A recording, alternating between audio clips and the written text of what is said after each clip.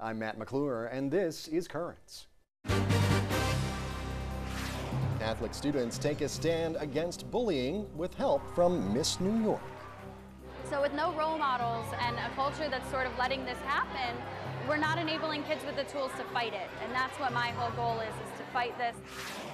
Plus, don't bring your guns to church. It seems like common sense, but a new Wisconsin law prompted that state's bishops to focus on firearms.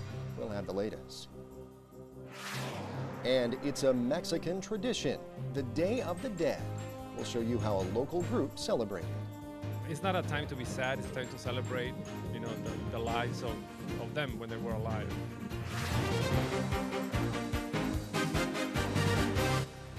Well, good evening. Thanks so much for joining us tonight. Well, today's economic news is definitely a mixed bag. On the one hand, you have Greece. That country's fragile economy has been on the brink of collapse for some time now. And now European countries are withholding aid to Greece until that country votes on an economic bailout package. Now, on the other hand, there's a little positive economic news to report here at home.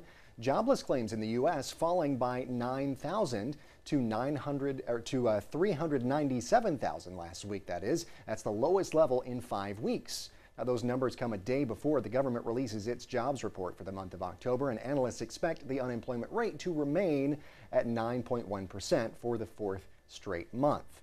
So you see, while there is some hope out there, we still have a long way to go. And schools are recognizing that situation and preparing students with knowledge of the world they will face once they graduate. Yesterday, St. Elizabeth Academy in Ozone Park, Queens announced a couple of programs aimed at preparing students for life outside the classroom. And as you'll see, they got a jump start on being entrepreneurs by coming up with an... As we begin this day, Heavenly Father, we ask you to send your Holy Spirit upon us in great abundance as we inaugurate Project Empower. When I was running for the position of president, my principal started to tell me ahead that we're going to do a campaign about the careers and things like that. So I think it's a good project, and I think it will help a lot of students, the stepping stone to help them into pursuing what career they would like to go into. In America today, 50% of 18 to 25-year-olds are unemployed. So it's clear that we're adequately preparing students for the classroom at times, but we're not adequately preparing them for real life. So what Project Empower looks to do is to prepare students with real-world skills that can help them not only succeed in school, but also succeed outside of the classroom. The greatness of this initiative is allowing everyone in their own way to contribute. So the non-for-profits, in their career development, the for-profits in giving executives an opportunity to come and give up their time and talent, the universities, their expertise, their faculty. It brings the best out of everyone. And it's all been coordinated through the work of one gentleman, Joseph Save. He really has brought all of these different individuals together. Elementary school, I went to St. Elizabeth's, and high school, I went to Archbishop Malloy. And it had a phenomenal impact on my life. So once I was in position to help give back, the Catholic schools were first and foremost the primary choice. We'd like to officially announce our partnership with Miss New York. Caitlin will be the face of Project Empower, and we really do think she's a living, breathing example of empowerment at a young age. I talked to you guys about being leaders and about how I really want you to go out there and change this environment. You are the ones who are going to take over the world. All the adults in the room are going to be gone eventually, and you guys are going to have to take care of all this. Caitlin came to our school 3 weeks ago and gave an anti-bullying demonstration, and now she's come back to the school to continue this on. We are going to have you guys design today an anti-bullying campaign for your school. You guys have your presentation already? You know what you're going to say and who's going to talk? You look at pop media and you see shows that glamorize drama, that glamorize negativity. So with no role models and a culture that's sort of letting this happen, we're not enabling kids with the tools to fight it. And that's what my whole goal is to fight this and to help kids. We just wrote bulletins as to what to do when you're being bullied. My idea, our slogan is be a peacemaker, not peace breakers. Our slogan was, bullies think they're tough, but we think that's enough. For our presentation, we are going also to do a skit, and it's going to show everyone that you can't stop bullying. To empower young people means, first and foremost, to help them to realize they are already gifted, to push and stretch themselves more, so that they can achieve what God has given them.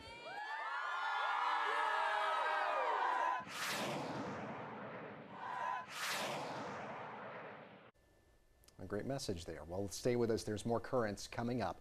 U.S. bishops tell the Senate Judiciary Committee to keep DOMA the law of the land. We'll have that story and the rest of the day's headlines.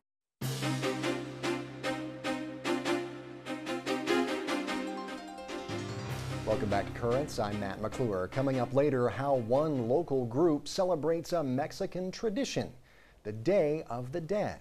First, though, let's have a look at the day's headlines. It looks like there is no plan to allow former priests to play a greater role in parish life.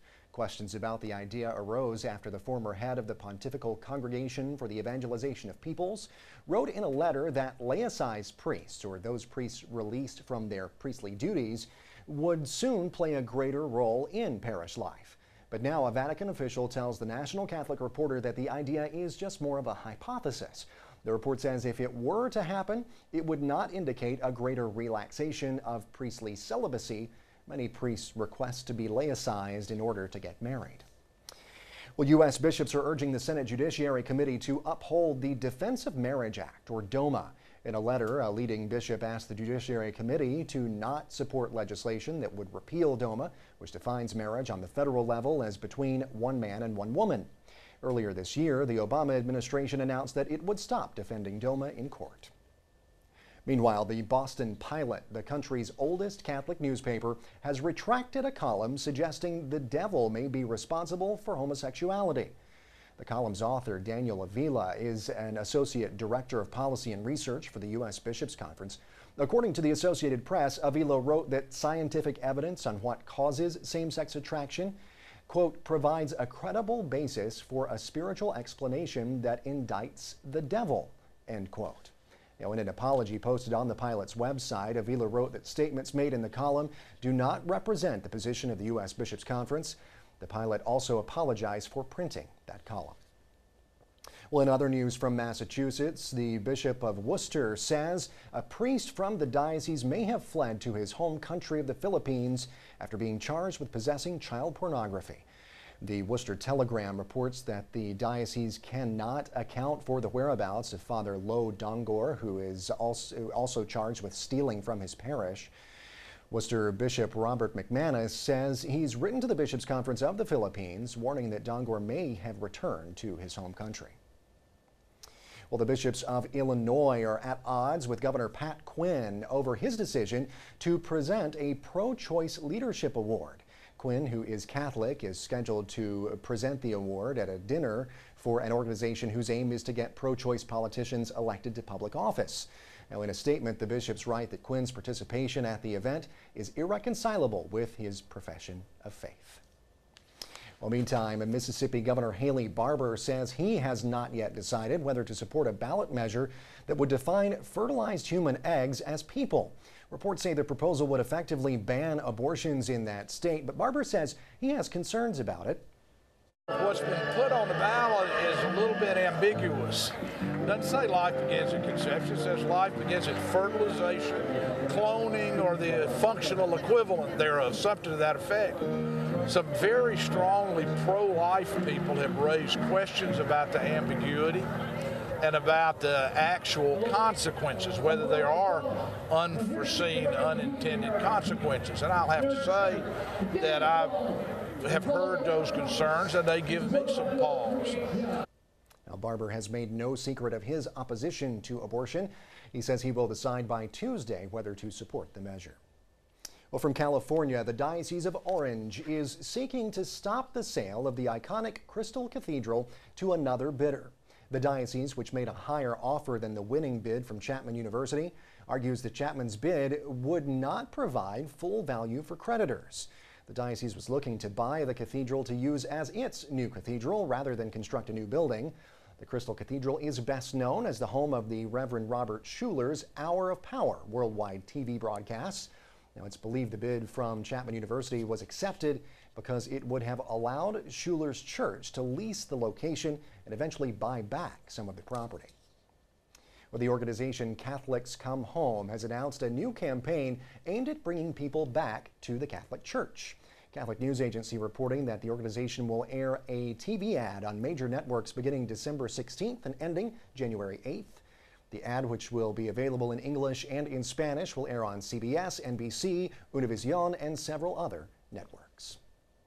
And the recently released document from the Vatican on addressing the global financial crisis is getting support from the head of another church. Rome Reports has details. When the Vatican's Pontifical Council for Justice and Peace released a document on ways to improve the world's financial crisis, the report got mixed reviews.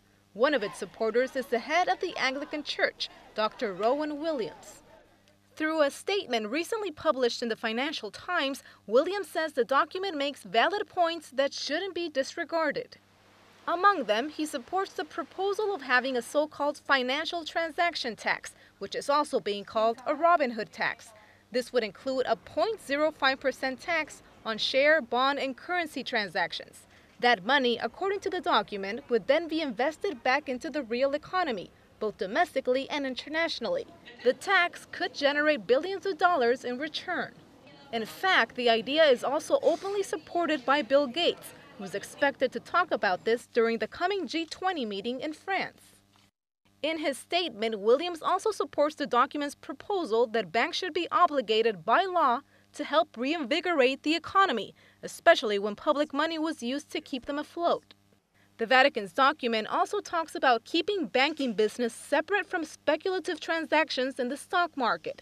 This, too, Williams showed support for. He says these type of ideas, as well as the worldwide protests, don't amount to a simplistic call for the end of capitalism, but they are far more than a general expression of discontent. Stay with us, there's more currents ahead. When we return, a controversial new gun law goes into effect in Wisconsin, and the state's Catholic bishops speak out.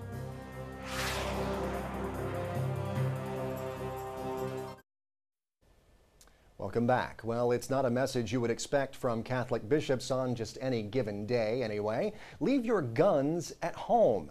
But the heads of the 5 dioceses in Wisconsin have sent just that message to Catholics in the state, following a new law that took effect on Tuesday, allowing Wisconsin residents to carry concealed weapons with a permit. Now, in a statement, the bishops say, quote, acts of violence, destruction, and murder are antithetical to the message and person of Jesus Christ and have no rightful place in our society, especially sacred places, end quote. The bishops are leaving it up to individual parishes to make their own policies on concealed weapons, but they've asked people to seriously consider not carrying weapons into church buildings. Now, for more on all of this, I'm joined now on the phone by John Hubscher. He's the executive director of the Wisconsin Catholic Conference. John, thanks so much for joining us today. Really appreciate it. No, happy to be with you. Did I basically kind of spell the details of this thing outright so far? Yes, that's correct. The law took effect on November 1st, and as a practical matter, it will kind of take effect gradually, because all that happens on November 1st is people would be able to apply for the permits that would allow them to carry the weapons, and then the process of granting the permits will take a few days to a few weeks, depending upon the backlog. So people will gradually be acquiring the permit to carry the weapons and then begin to do so. Gotcha. Now, once they get these permits, what happens then? I mean, are there places, I guess, spelled out in this law where they can and cannot take these weapons? Yes, the law includes some direction as to places where the weapons are not allowed. Certain government buildings, they are not allowed in schools, public or private schools. They are not allowed in school zones, but they can be carried into private buildings within 1,000 feet of a school. So if you own a home near a school, a concealed weapon can be allowed in the home. And if a church is within 1,000 feet of a school, you could bring the gun into a church. There is no exemption for churches in this law, and that's why the bishops, I think that was a primary reason they felt they should write the letter and offer the guidance they did.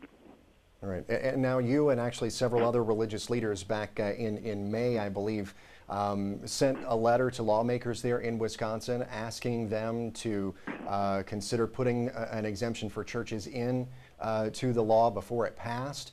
Why do you think that failed? That effort failed to get that exemption in there?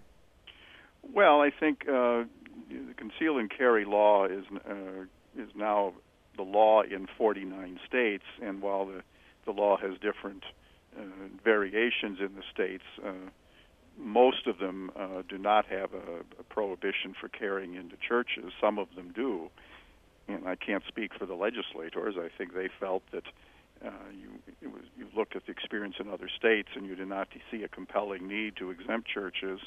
I think also they're just in the climate. The National Rifle Association and other backers of the right to carry weapons have considerable more political clout than they might have years ago, and the legislators felt an exception was not necessary for churches, that churches would have the right under the law as written to ban weapons if they chose to do so. And I think they felt, the lawmakers probably felt that was the more appropriate way to deal with this. Sure. Now, as a result of that, and as a result of the bill passing and now being signed by Governor Scott Walker and now becoming law as of Tuesday, the bishops have issued this statement, pastoral guidance on the conceal and carry law. But in this statement, as I mentioned in the introduction here, they're encouraging people to seriously consider not carrying weapons into churches, but they're leaving it up to the individual parishes to come up with their own rules. I guess my question then would be, why not, if the bishops are really concerned about this, as they seem to be through this statement, why not just then say, okay, no guns in Catholic churches? Why leave it up to the individual parishes? Well, I think the bishops recognize it's, sometimes the role of the teacher is to teach the principles and teach the meaning of the faith and what we're called to do, and then invite the individual or the parishes to witness that in the most appropriate way. I think the bishop's document talked about making a judgment balancing the right to self-defense with the consideration of the rights of others and our tradition of nonviolence, and recognizing that not every neighborhood in Wisconsin is the same, not every community is the same. You have certain places where firearms are more prevalent, people are more comfortable with them, and then you have other places where it wouldn't be appropriate. So whether the church would post or not would be a local decision, but the teaching and the exhortation is there that whatever you may be allowed to do, the bishops are saying they're asking that you not use your right to carry weapons to the extent of taking them into a church. All right, John Huebscher, the Executive Director of the Wisconsin Catholic Conference. We thank you so much for taking a few minutes to talk to us and kind of clear things up about not only where the church stands, but exactly kind of the details of this law and what it entails there in Wisconsin. Really appreciate your time. Thank you very much. All right, stay tuned. There's more currents ahead. Coming up, it's a celebration of the dead, and it's a big part of Mexican culture. Halloween is really to make spirits go away, and Day of the Dead is to make them come to us.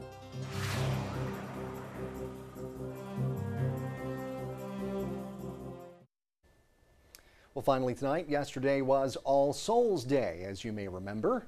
For Catholics, it's an opportunity to pray for loved ones who have gone on before. And it's a day that usually takes on a very solemn tone. But for at least one culture, the day is one that probably bears more of a resemblance to the festivities of a New Orleans jazz funeral. In a tradition that goes back hundreds of years, Mexicans observe the Day of the Dead. That's a celebration that includes native Mexican elements and aspects of the Catholic faith. And a group known as Mano a Mano brought this piece of Mexico here to New York with a celebration in the city.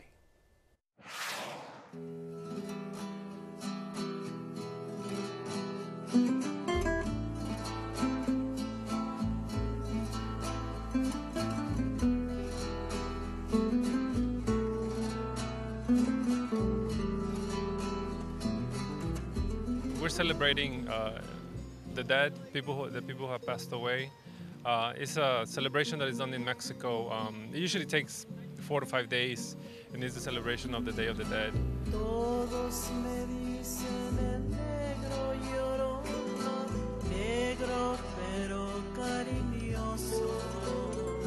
It's a 3,000-year-old tradition from the Americas. We recreate here what is done in Mexico. We put a community altar. First, we put a picture of the person who passed away, who we're remembering, and then we put bread, food, whatever the person liked. And what we do is really remember them and honor them and think about them. And it's not a time to be sad, it's a time to celebrate, you know, the lives of them when they were alive.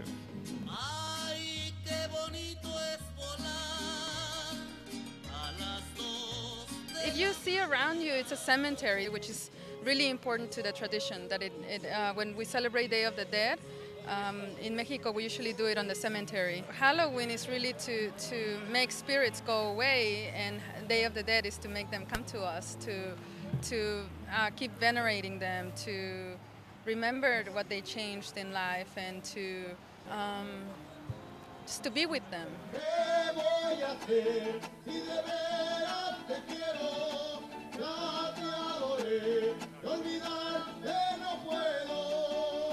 Today we're having the Mariachi Tapatío de Álvaro Paulino. It's going to come and they're going to perform, and it's going to be really a way of performing for the people who have passed away, a way to remember them. We do feel like we're back there. A lot of people have told us that when they come in here and they see the altar, the vendors, the stuff that they sell, I mean, they feel like it's a little part of Mexico is here. I came here like when I was 19 years old, so I don't want to lose that contact, you know? I don't want to lose my traditions and everything we do in Mexico. I'm remembering mostly Mexico. Mi Mexico querida! We have people from all over. I mean, some of the notes on the altar are in Mandarin, French, Spanish, English, in so many different languages, and that's the beauty of it, that, you know, people from different cultures come and they feel that it's something important and they remember their own along with us. One of the beautiful things about this city is that I can kind of borrow pieces from other people's cultures because we're all here living together, and so it's okay. I can celebrate this holiday too, even though I'm not Mexican. Please take a flower, a piece of bread, a fruit, and take it with you. We want to share our altar with all of you. Mano a Mano wants the world, really, because New York, as you know, being really a very diverse place, we want everybody to learn about our traditions. And some embrace them, some don't, but the idea is that we want to create a bridge of understanding.